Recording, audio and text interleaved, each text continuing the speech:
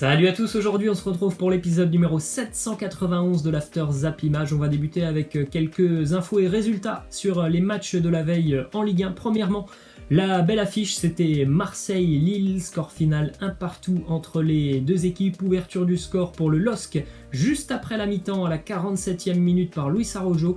C'est Valère Germain qui va égaliser pour l'Olympique de Marseille à la 86e minute. Un point miraculeux pour l'OM qui a été vraiment dominé pendant tout ce match. Les Lillois peuvent s'en mordre les doigts parce que le LOSC a eu beaucoup d'occasions pour faire le break, pour marquer ce deuxième but et pour tout simplement tuer ce match. Malheureusement, Lille a soit échoué devant un grand Steve Mandanda, soit a été gêné par les montants. Lille touche 2 fois les poteaux hier, soit tout simplement les attaquants lillois étaient maladroit. En tout cas, c'est 2 points de perdu pour Lille hier. Il a fait le même constat d'ailleurs, Christophe Galtier, après le match. Il l'a dit, on n'a pas pu tuer ce match. Et voilà, quand vous laissez un petit peu d'espoir à l'adversaire, eh bien, en général, ça peut se terminer de la manière dont ça s'est terminé hier. Un coup de pied arrêté, en l'occurrence un corner à la 86e minute. Et Valère Germain qui a le bon timing pour venir égaliser. Pourtant, c'est pas le plus grand joueur dans une surface de réparation, mais le fait d'avoir un bon timing, c'est aussi très très important. Et donc Marseille s'en sort avec un point un petit peu miraculeux face à Lille qui peut nourrir pas mal de regrets. Déclaration juste après le match d'André Villas-Boas qui annonce que l'Olympique de Marseille a enfin trouvé son nouvel attaquant. Il devrait s'engager officiellement avec l'OM mercredi. Villas-Boas nous dit oui, un attaquant arrive, c'est une pépite. Comme vous le dites, il peut jouer aux 3 postes en attaque. C'est un joueur qui est jeune, il a 19 ans. C'est un nom qui n'est jamais sorti dans la presse. Les 2 parties sont déjà tombées d'accord. Donc on attend avec impatience de savoir qui est ce joueur mystère qui va donc venir renforcer l'Olympique de Marseille dans le secteur offensif. 2 petites infos du côté du Stade Rennais puisque le mercato n'est pas terminé du côté de Rennes malgré pas mal de mouvements du côté des Bretons cet été. Eh bien, Julien Stéphan, l'entraîneur, a annoncé que Rennes était à la recherche d'un gardien. Bon, c'est un peu logique après le départ d'Edouard Mendy et les Bretons cherchent aussi à se renforcer en défense. Les Bretons cherchent un défenseur central. Autre info du côté de Rennes qui concerne Fetou Mawassa. On l'a vu sortir juste avant la mi-temps face à Monaco, victime d'une blessure au niveau de la cheville. Il a d'ailleurs été remplacé par le jeune Adrien Truffert qui aura fait une entrée tonitruante avec un but et une passe D. Bonne nouvelle pour Fetou Mawassa, visiblement il n'a pas de fracture au niveau de la cheville. Il s'agirait d'une grosse entorse, donc une absence évidemment moins longue que si c'était une fracture. Un résultat hier de haut de tableau puisque l'AS Saint-Etienne se déplaçait du côté de Nantes, score final 2 partout entre les deux équipes. Les Stéphanois ont certainement pêché un petit peu physiquement dans les 20 dernières minutes du match. Saint-Étienne menait 2-0 jusqu'à la 70e minute grâce à des buts de Aouchiche et Yvan Masson. A noter que ce sont les buts leurs 2 premiers buts dans le monde professionnel, que ce soit pour Masson et Aouchiche. Du côté de Nantes, on n'a rien lâché pour aller chercher l'égalisation dans les 20 dernières minutes. Égalisation à la 86e minute pour les Nantais. Ensuite, on continue avec une petite info qui concerne l'Olympique Lyonnais sur le mercato, puisque selon Sky Sports, le Torino est en train de négocier avec l'OL pour le défenseur Joachim Andersen. Les Italiens souhaiteraient proposer un prêt payant de 3 millions d'euros assorti d'une option d'achat de 17 millions d'euros. Donc c'est quand même assez intéressant comme offre parce que bon, pour le moment, au bout d'un an, on ne peut pas dire que Joachim Andersen a vraiment convaincu du côté de l'OL. On rappelle que l'année dernière, il est arrivé contre 25 millions d'euros, donc c'est peut-être le moment finalement pour l'OL pour le laisser partir, même si on sait que Lyon a quand même perdu aussi déjà pas mal de joueurs sur ce mercato qui sont partis dans le secteur défensif, mais Lyon pourrait prendre aussi le risque de conserver Andersen 1 an de plus, et étant donné ses performances qui sont plutôt moyennes, peut-être qu'une offre comme ça ne reviendra pas dans 1 an ou plus. Ensuite, résultat du multiplex hier en Ligue 1, il faisait bon de jouer à domicile, que des victoires à la maison à 15h. Brest s'impose face à Lorient 3-2, Metz bat Reims 2-1, Montpellier s'impose largement face à Angers 4-1. Montpellier a joué 3 matchs à domicile en l'espace de 7 jours, 9 points pour les Montpelliérains, un doublé d'Andy Delors hier, et en bas de tableau une victoire importante pour Strasbourg qui s'impose face à Dijon 1-0. Et le dernier résultat en Ligue 1 qui nous intéresse, c'était hier à 13h, le Paris Saint-Germain s'impose tranquillement du côté de Nice, une victoire convaincante pour les Parisiens 3-0 grâce à Mbappé, Di Maria et Marquinhos. Marquinhos. On continue avec une déclaration de Thomas Tuchel sur le retour de Kylian Mbappé, un retour assez intéressant de la part de Mbappé, buteur et aussi déterminant dans le jeu parisien. On rappelle qu'il a été touché par le Covid, donc il faisait son retour avec le groupe parisien en tant que titulaire. Il nous dit c'est impressionnant ce qu'il a fait, ce n'est pas facile et ce n'est pas normal. Il a fait un très bon match, je n'en attendais pas trop, mais il a vraiment montré qu'il fait toujours la différence pour nous. Il est vrai que Mbappé a été assez important et assez décisif hier. D'ailleurs, Youssef Attal, le latéral niçois, va s'en souvenir, parce que Youssef Attal, il a été vraiment en grande difficulté hier, notamment face à Mbappé. Il a pris quelques petits ponts pendant le match. Il a été déposé au niveau de la vitesse sur les 2 premiers buts parisiens, et en plus de ça, en fin de match, il finit blessé. Un après-midi assez compliqué pour l'international algérien. Petite image aussi assez sympa. Juste après avoir marqué, Kylian Mbappé s'est dirigé vers le banc de touche parisien, et puis il a pris un maillot avec un petit message de soutien pour Juan Bernat. On rappelle que Bernat est victime d'une blessure assez grave, les ligaments croisés, et que normalement Bernat devrait faire son retour en 2021, alors certainement dans le courant de l'année 2021, peut-être mars, peut-être avril, peut-être plus tard.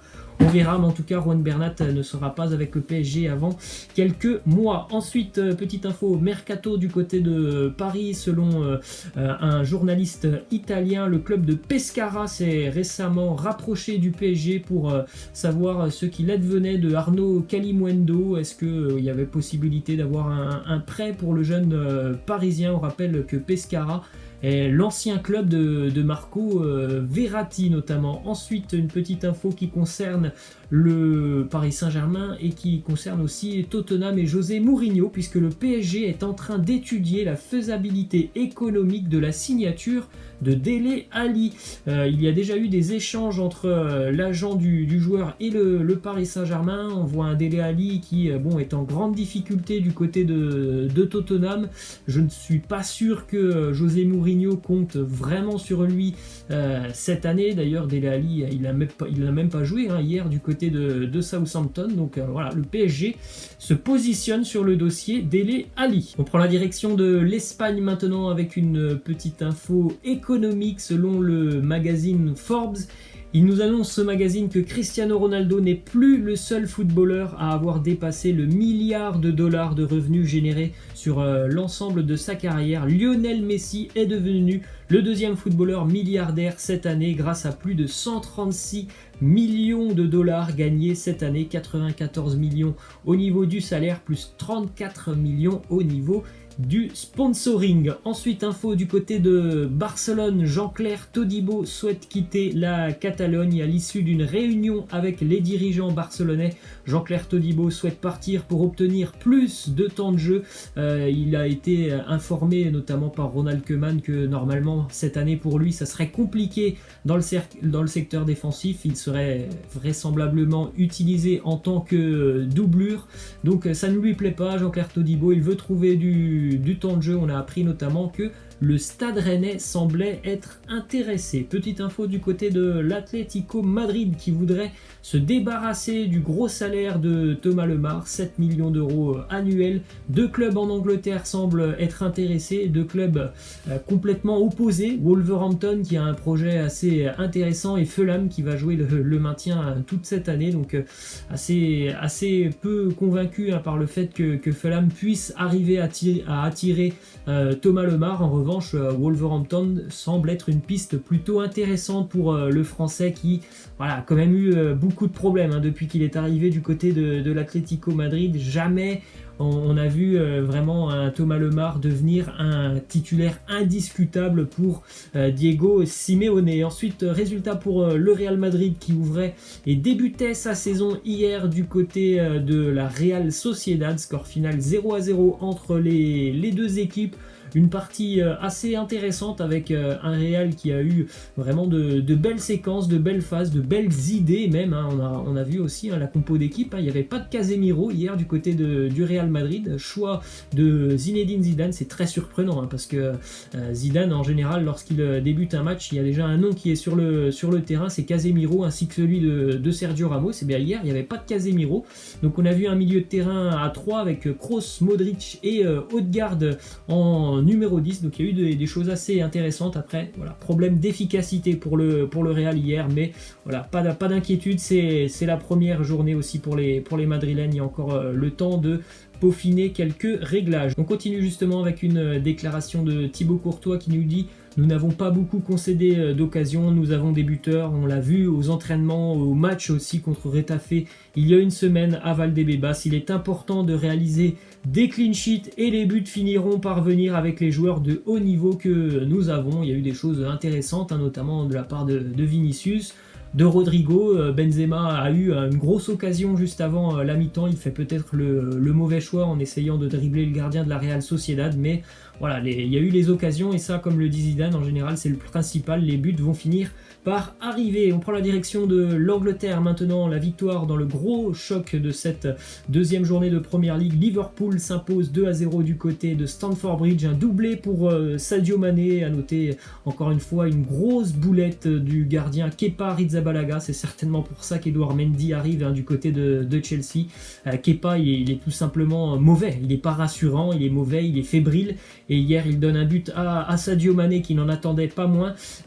Donc une victoire importante pour Liverpool qui a vraiment dominé ce match. Dès la première minute, on a vu que Chelsea allait avoir énormément de difficultés à gêner les Reds avec ce très très gros pressing comme d'habitude exercé par les hommes de Jürgen Klopp. En plus de ça, Chelsea a été réduit à 10 juste avant la mi-temps après justement une grossière faute de Christensen qui a ceinturé Sadio Mané qui se dirigeait tout droit vers le but des Blues. À noter que Jorginho a raté son premier penalty du côté de la Première Ligue. En tout cas, on peut dire aussi que c'est Alisson qui l'a arrêté ce penalty. Autre résultat hier en Première Ligue, la victoire des Spurs de Tottenham 5-2 du côté de Southampton. Ça, c'est une victoire qui fait du bien aux Spurs parce qu'en général, ils ont quand même beaucoup de difficultés à s'imposer à l'extérieur. À noter le quadruplé d'Heung-min-Son et à chaque fois sur ces 4 buts, Heung-min-Son a été servi par Harry Kane. Donc 4 passes décisives pour Harry Kane plus un but, et pour Heung-min-Son c'est 4 buts. Ensuite, petite info du côté de l'Italie qui concerne la Juventus qui s'est imposée 3-0 tranquillement hier face à la Sampdoria. Notez un but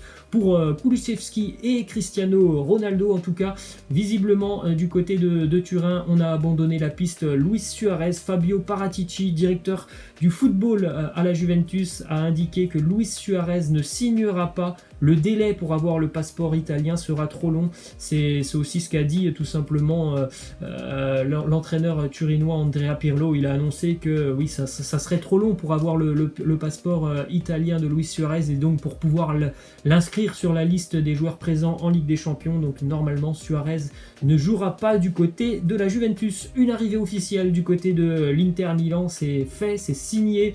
Arturo Vidal s'engage avec les interistes d'Antonio Conte jusqu'en juin 2022. Et on va continuer les amis avec une petite info sur le championnat néerlandais. L'arrivée d'un très très bon buteur au PSV Eindhoven, Eran Zahavi, international israélien, s'engage avec le PSV Eindhoven. Il était libre de tout contrat après son départ de Guangzhou dans le championnat chinois. Il arrive donc au PSV Eindhoven. Alors vous vous dites peut-être pourquoi je vous parle de ce joueur qui arrive au PSV Eindhoven, parce que c'est un joueur qui a des statistiques absolument incroyables. Il a 33 ans et regardez ses statistiques depuis 2013. Alors évidemment, il n'a pas joué au plus haut niveau. Il a joué au Maccabi Tel Aviv en Israël et puis à Guangzhou dans le championnat chinois. Mais regardez quand même, depuis 2013, toutes compétitions confondues, c'est 274 matchs pour Eran Zahavi, 225 buts marqués et 45 passes décisives. On va terminer les amis avec cette petite question de fin qui concerne les joueurs qui sont arrivés ou qui ont été transférés cet été